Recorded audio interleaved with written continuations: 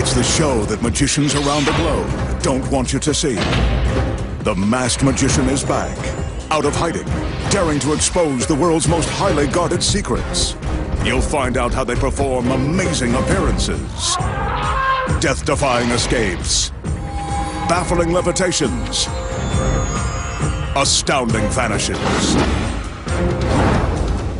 mind-blowing sleight of hand, and impossible illusions. No magician is too famous, no trick too big, no secret too sacred. The magician's code will be forever broken on magic's biggest secrets finally revealed.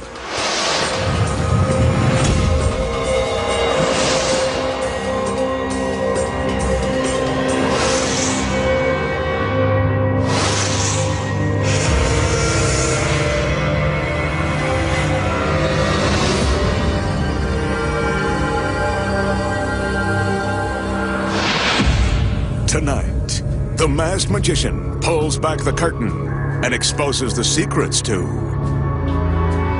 crushing a beautiful woman with a steel plunger and making her vanish while suspended in midair,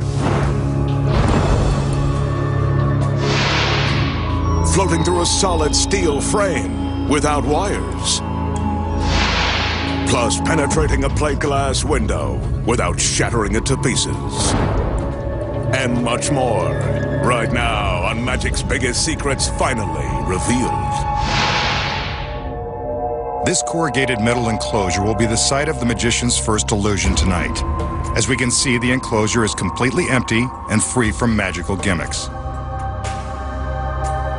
Inside is an empty steel frame. Before the magician is a steel panel. It's also empty, solid, and free from gimmicks. Attached are these thick straps. When straps are securely attached to something, you know they'll be securely strapping someone. And here's that special someone now, the magician's beautiful assistant. She steps up onto the panel so that we can get a better look at her latest outfit. It's a nice one. Next, she gets down onto the panel and prepares to recline.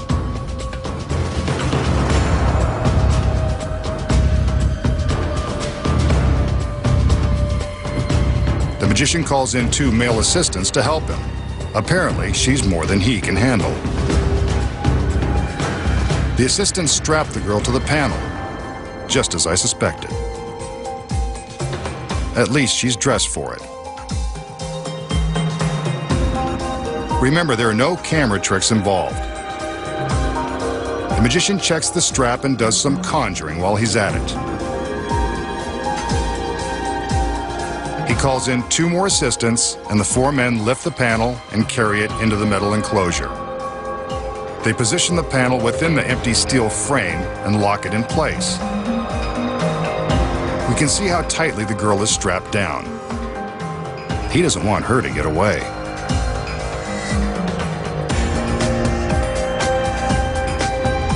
Next, the assistants remove the metal braces so that we have a clear view of the girl within the metal enclosure.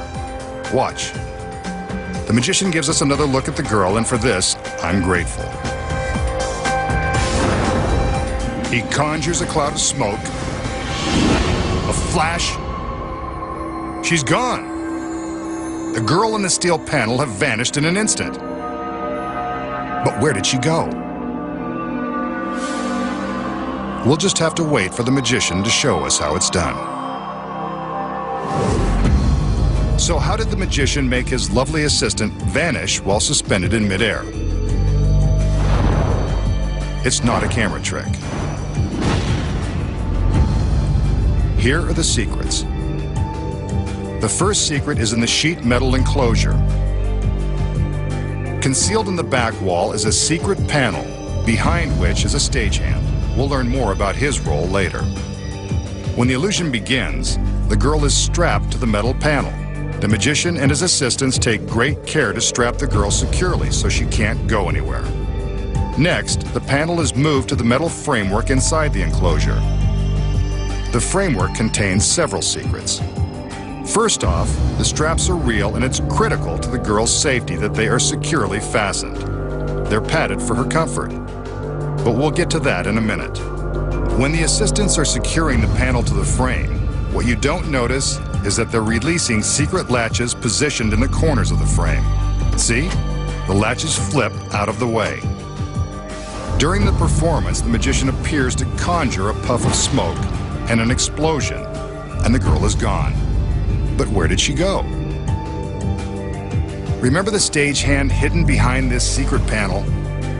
At the precise moment the explosion goes off, the stagehand opens his window and releases a lever on the frame that rotates the panel and the girl, concealing her from view. Now she is being supported by the padded straps, which protect her from falling to the floor below. The entire mechanism is designed so that this one tiny lever is all the stagehand needs to release in order to make the entire panel flip and conceal the girl. These safety spring locks are built into the frame to stop the panel after precisely 1/2 rotation. So if the girl is strapped to the back of the solid panel, how can we see through the frame to the sheet metal wall? The secret here is that there is a mirror attached to the back side of the panel. When the panel rotates to conceal the girl, the side with the mirror is exposed and reflects the ceiling of the enclosure. The girl appears to have vanished, but we're actually seeing a reflection of the metal ceiling in the mirror. This is one trick that really is done with smoke and mirrors. Next, the masked magician will perform a trick that street magicians have used to mystify unsuspecting victims who end up believing in freakish powers.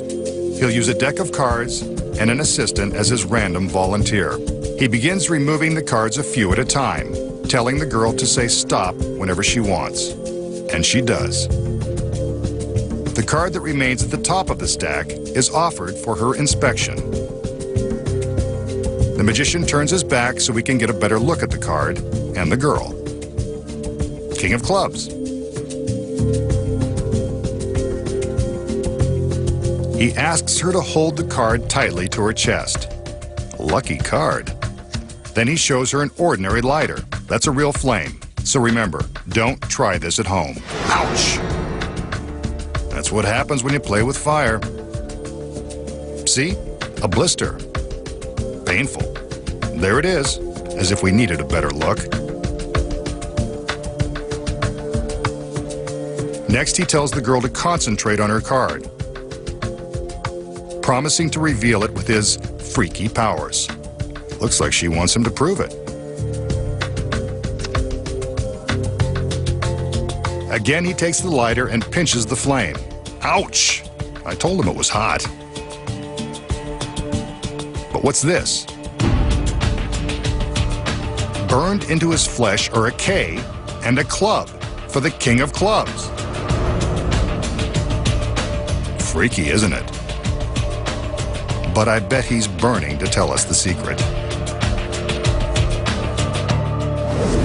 So, how did the magician reveal that he knew the chosen card by branding the image in his flesh? Here are the secrets. Let's start with the cards.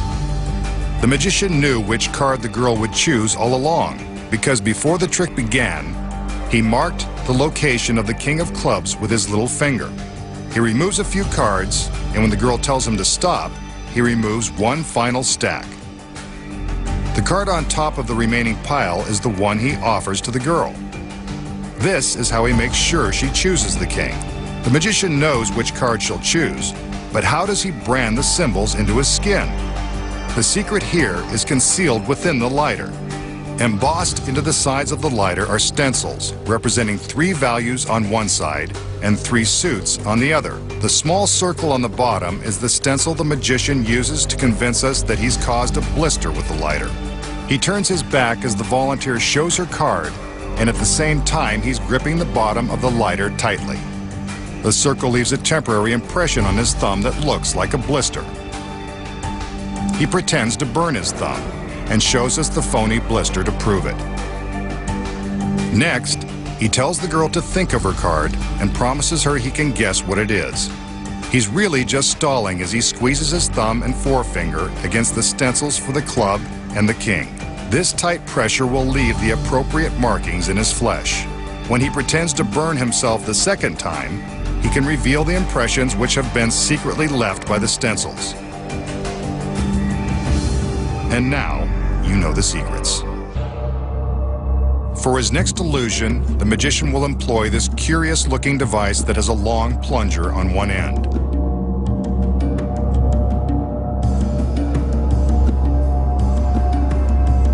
Resting on a thin table, this large box is shown to be completely empty.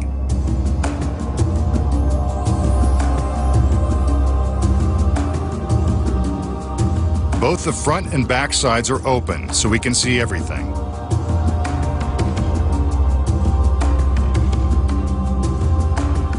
The magician calls in one of his beautiful assistants. Looking at her costume, we can almost see everything. He wants us to take a good look at the girl, because she's about to get inside that box. A perfect fit, just like her costume.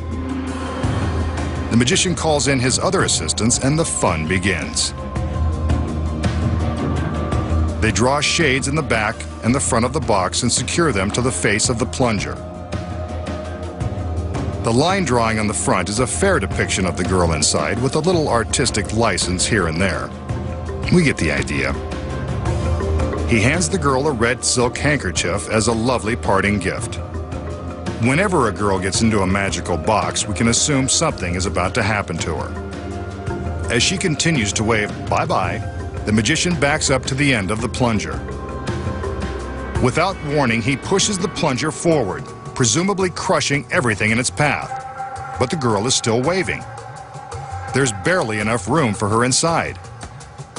She pulls the handkerchief into the box, and the magician pushes the plunger all the way forward, completely crushing the girl.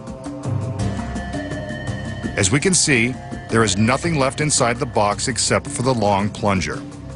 The girl has been completely flattened. Her lovely co-workers don't seem to mind. Catty. The magician withdraws the plunger, and we can see that nothing untoward has happened to the line drawing of the girl. But will her amazing lines fare so well? The assistants rotate the box so we can see that the shade in back has also been restored to its original condition.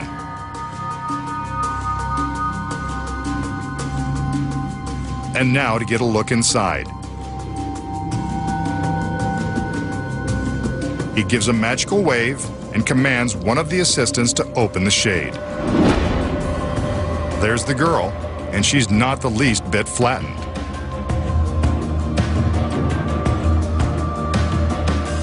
Another incredible illusion that demands a credible explanation.